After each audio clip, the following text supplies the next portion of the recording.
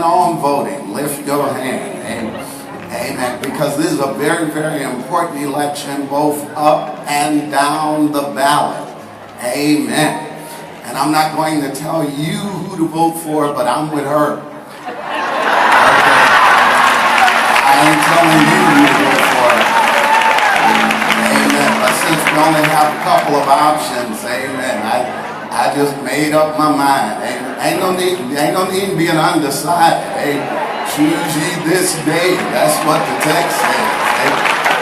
So I want to encourage you, though, to mark that on your calendar and vote if you can. If you're going to be away, get you an absentee ballot and cast it. Early voting is underway.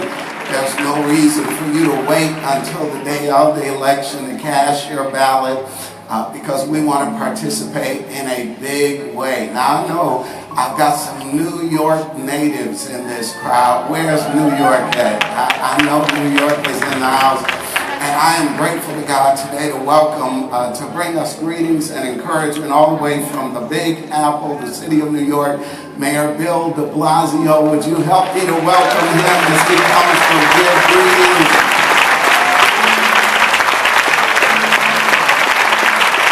Thank you. Thank you so much. Thank you, St. Paul's. First, I want to give honor to God. Without him, this day would not be possible.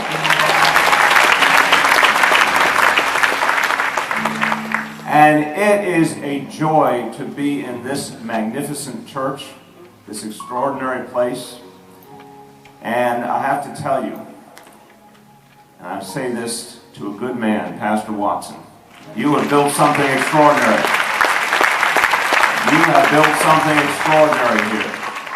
This church has grown and grown, and I know you have big plans ahead for your city of possibility, which is going to be a great contribution to Richmond.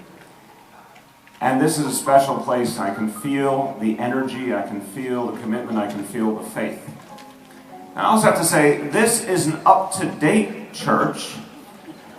Not only did you have the Joy Children's Choir, didn't that move your heart to hear those young voices? But I asked Pastor what he called the group of teenagers who sang as well. He says they're called The Hype. And I said, Pastor, you are happening. You are up-to-date. So it is no wonder that so many people are so devoted here. I also want to note, I have had the honor in my city, in New York City, going to so many churches, so many extraordinary houses of worship. Can I hear from the New Yorkers here? All right. They're usually the loudest ones in any group.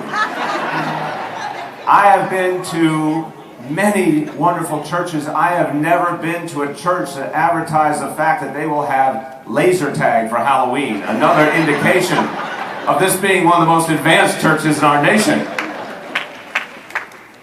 I also want to thank some great leaders over here, Delegate Lamont Bagby and Delegate Reverend Dolores McQuinn. Thank you for your leadership. And a good and brave woman, Eileen Bedell, running for Congress of the United States in the 7th District, and Congress needs a lot of fixing, so Eileen, good luck to you. I'm going to be very, very brief, but I want to make a powerful point. Why did I come all the way from New York City to be with you here in Richmond? And I'm going to say something that New Yorkers have trouble saying because we're very proud. We have our own swagger, I would say. But sometimes we have to be humble. Here in Virginia, you have something we don't have. You are, in the common parlance, a swing state, but I use a different phrase. I call Virginia a decisive state. Decisive in determining the fate of the nation. Decisive because the people have a decisive view of what this country should be like for all of us. And here's my simple point, moment of decision. Now, I so encourage, so many are registered, so many plan on voting. But I want you to think even a little more deeply about what your vote means, not just for you or your family or this community, but what it means for all of us around the country. Everywhere that is not a decisive state. Some are clearly going to be Democratic states, some are clearly going to be Republican states. But But the decisive states actually end up voting for everyone, every one of us. I represent 8.5 million people, all of whom are depending on you. And that's not just words, that is a fact. They're depending on you. Because there's so much we can't fix until we get change. Now I'll give you the quick and easiest examples. In my city, we just started pre-K for every single child, full-day pre-K for every child in New York City. We know what early child education allows our children to achieve. Don't you think we should have full-day pre-K for every child in America? That's up for grabs in this election. The things that families need to get by in an ever more complex society. Paid family leave, so you can take care of a sick loved one. Paid family leave, paid sick leave. The things that actually might make life a little easier in a very challenging world. That's at stake in this election too. All the things we need to do to fix our nation, all of our cities are yearning to fix our roads, fix our bridges, have mass transit for people. All these things are hanging in the balance this election. We can't do them without the right leadership in Washington. We can't pay for all those things unless we're willing to tax the wealthy more and ask them to pay their fair share finally.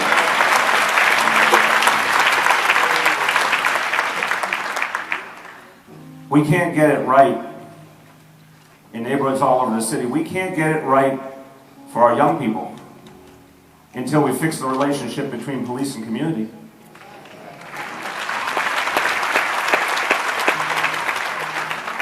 In my city, there used to be a broken and unconstitutional policy called stop and frisk, and good young people, decent young people, law-abiding young men and women of color, but particularly young men of color, young African-American men, young Latino men, walking to school, going to work, minding their own business, were stopped constantly by police, frisked, treated like suspects to a crime they had nothing to do with, that they had no involvement in, no cause.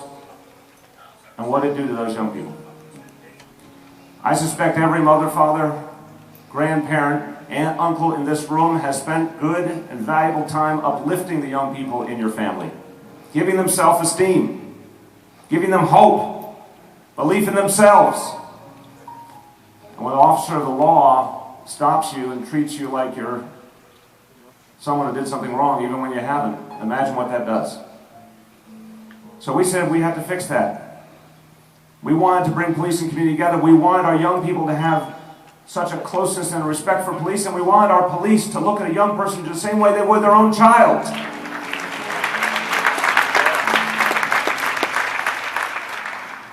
That decision has to be made all over this country. It is a moment of change. It's a moment where we're speaking some truths that weren't spoken before. It's a chance to get it right. It's a chance to get it right. All of that, everything I just talked about, is hanging in the balance in this election. So here's what I want to say. And again, Pastor, thank you for the chance to be here. You decide. It's not people somewhere far away. It's not those who are privileged. It's not the 1%. This time, it's you. It's every single person in this glorious church gets to decide. And you decide for all of us. And you can't miss this opportunity to decide. You can't miss it because, turns out you have to be out of town on election day, or you're working 2 jobs on election day, or anything stands in the way from you deciding where your country's going to go. If you think you may not be able to vote on Tuesday, November 8th, please go to that registrar office, get that absentee ballot, exercise your right now. Right now.